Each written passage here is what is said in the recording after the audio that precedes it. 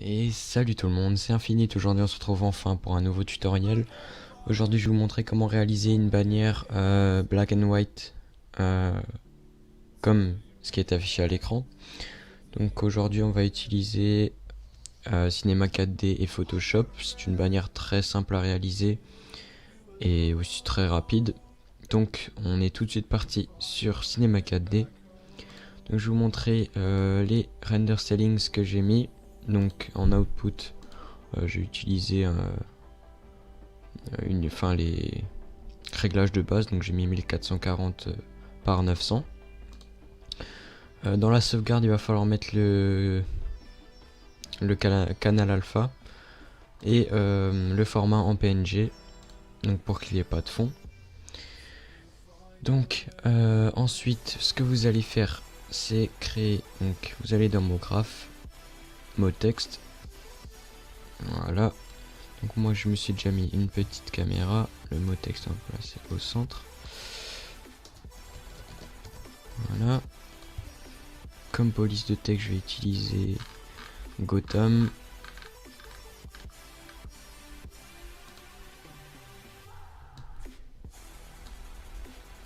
Et ce que vous allez faire ensuite c'est utiliser le wrap. Voilà. Donc vous le placez au centre et vous le glissez dans le texte. Comme ceci, donc vous voyez que ça vous fait un effet, en fait le texte s'enroule autour du wrap. Donc ce que vous allez faire ensuite, donc moi je vais m'enlever de la caméra, c'est avec les flèches jaunes ici. Non, vous allez en fait prendre l'outil pour redimensionner l'objet et vous allez juste allonger comme ceci. Vous allez resélectionner le wrap et vous allez venir encore allonger pour que le texte soit plus proportionnel en quelque sorte.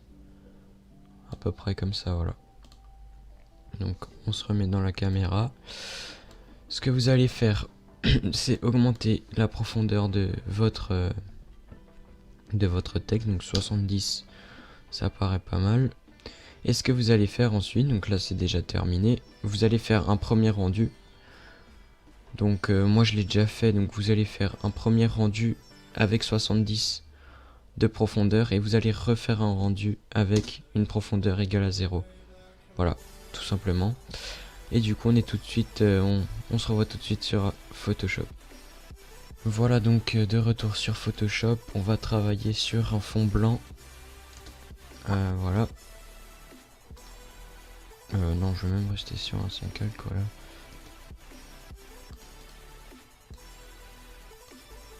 Quoique non. Voilà, on va travailler sur un fond blanc. Donc ce que vous allez faire, c'est importer en premier temps votre texte. Donc moi ils sont là, donc le premier.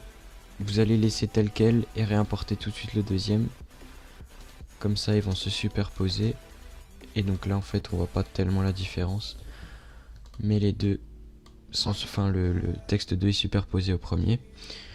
Voilà, vous allez les mettre dans un dossier juste en glissant sur ce petit icône. Voilà. Vous redimensionnez un petit peu votre texte. Et vous le recentrez. Voilà. On va maintenant importer des splashes que je mettrai dans un pack. Et avec la police de texte Gotham. Donc le premier splash, celui-ci, voilà. Vous allez faire axe, symétrie axe horizontale et tout simplement venir le raccourcir. Voilà, et le placer ici à peu près.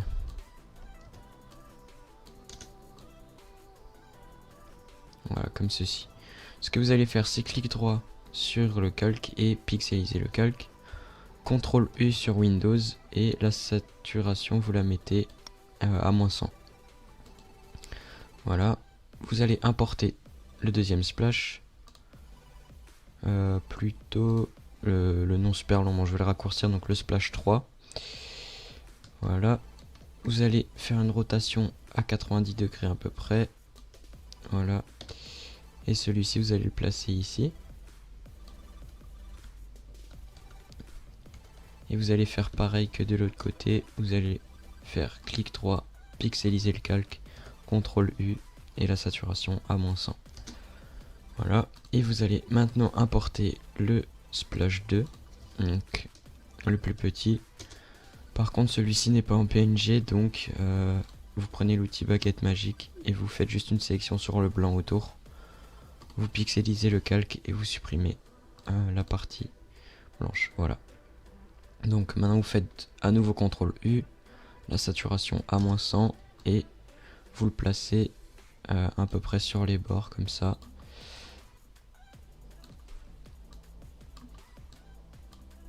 Voilà, on tourne un petit peu. Et le dernier là-haut. Voilà. Pour que ça vous fasse quelque chose dans ce style-là.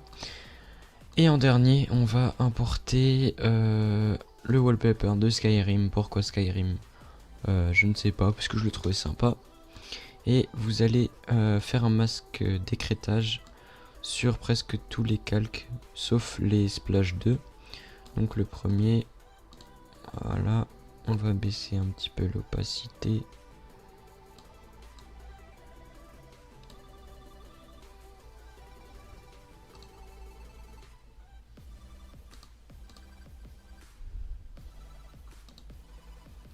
Voilà, vous le dupliquez, vous allez le mettre sur le splash, le premier splash, créer un masque d'écrêtage, voilà.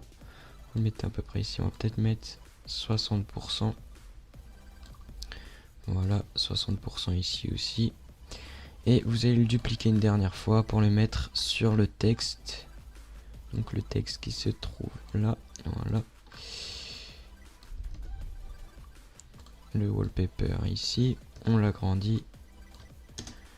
Et voilà, donc vous le mettez au-dessus du premier, l'opacité à 100, vous créez un masque d'écrêtage, vous le dupliquez, ici aussi, vous créez un masque d'écrêtage et opacité à 100 aussi. Donc sur le texte 2, donc c'est celui avec 0 de profondeur, vous allez mettre une lueur interne en blanc. Donc attendez, moi j'ai les paramètres ici, voilà. Vous allez le mettre en blanc, vous augmentez la taille un petit peu, voilà, qu'on soit on va dire à 25, et vous baissez un petit peu l'opacité et vous allez incruster un dégradé et baisser l'opacité à 40%, à peu près, peut-être un peu moins, 30%, voilà. Et sur le texte 2, enfin le premier avec la profondeur, vous allez de nouveau mettre une lueur interne et augmenter sa taille, mais un petit peu, voilà, on va dire 13, c'est pas trop mal, comme ceci. Voilà, et puis pourquoi pas une ombre portée.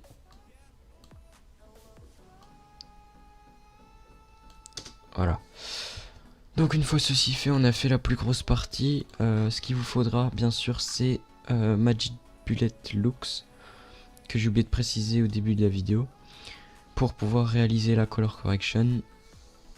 Donc on va prendre tous les calques. Pourquoi je ne peux pas... qu'est-ce que j'ai pris en trop là? Non, bah voilà, c'est bon.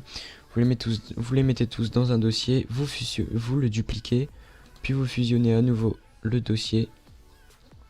Vous allez prendre l'outil de sélection, sélectionner la bannière, clic droit, calque par copier et supprimer l'ancien. Voilà, pour qu'il vous reste plus que cette partie en fait. Et à ce moment-là, vous allez faire filtre, Magic Bullet, Photo Looks. Voilà. Et donc là, moi j'ai déjà la color correction, mais je vais vous montrer tout ce qu'on peut mettre.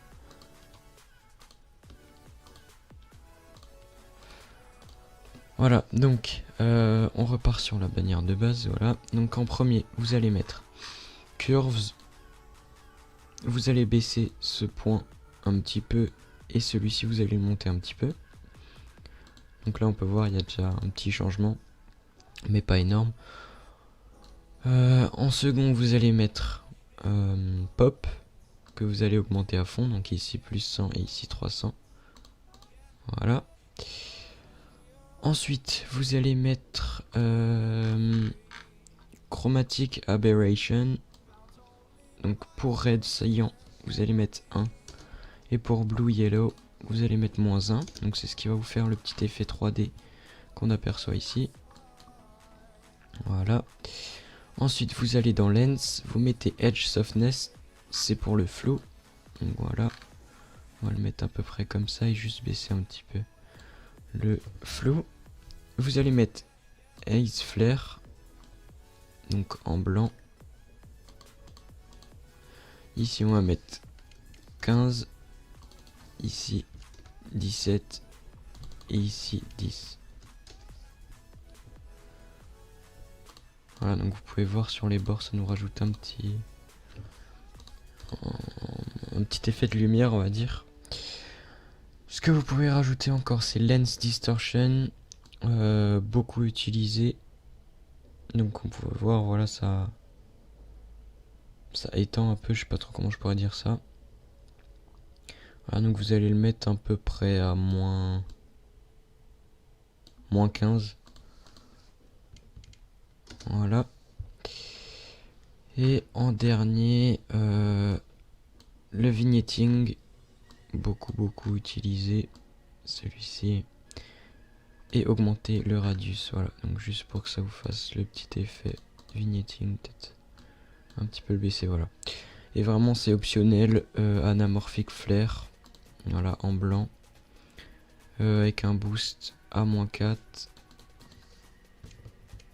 voilà, et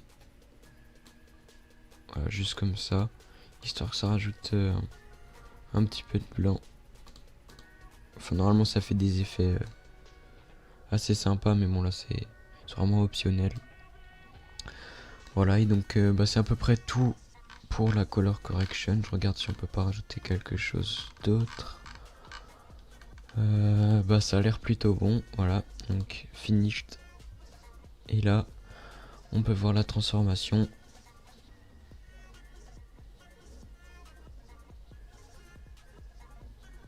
Voilà. Donc c'est plutôt sympa. Le résultat, une bannière très simple à faire, mais qui rend vraiment bien à la fin. Voilà. Donc c'était tout pour ce tutoriel. J'espère qu'il vous aura plu. N'hésitez pas à partager, liker et à vous abonner. Et donc voilà, moi je vous dis à la prochaine.